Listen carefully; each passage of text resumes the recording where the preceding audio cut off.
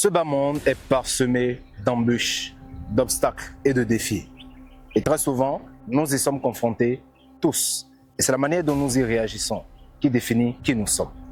Dans cette vidéo, nous parlerons de 7 choses à faire pour relever n'importe quel défi, n'importe quel combat, n'importe quelle difficulté, n'importe quel challenge dans la vie.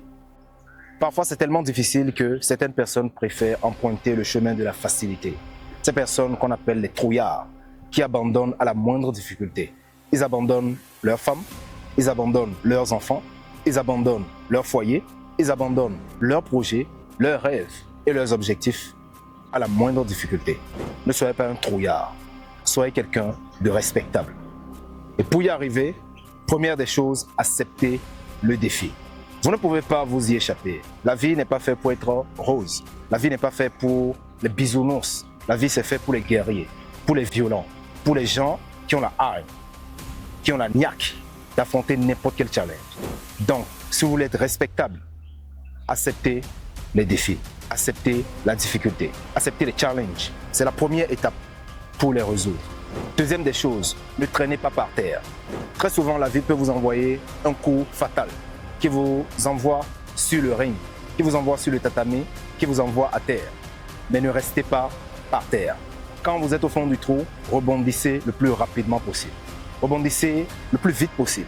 Parce que plus vous traînez, plus il vous sera difficile de rebondir. Pleurer, c'est permis. Soupirer, c'est permis.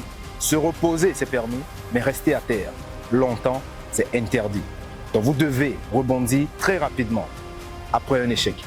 Troisième des choses, gardez toujours une bonne posture. Ne ressemblez jamais à vos problèmes. Ne marchez pas comme un déprimé. Ne marchez pas comme un désespéré. Ne marchez pas comme quelqu'un que la vie a abattu avec tous les coups, tous les fouets.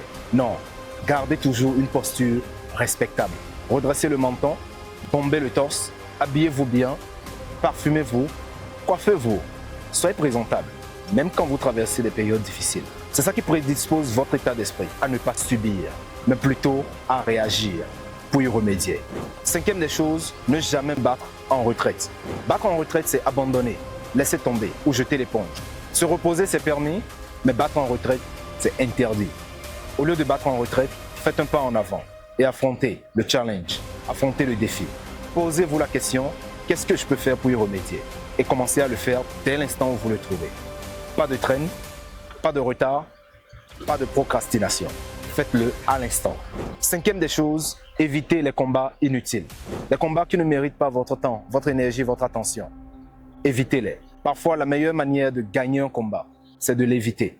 Évitez les défis inutiles, les problèmes inutiles, les investissements inutiles, les affrontements, les confrontations inutiles.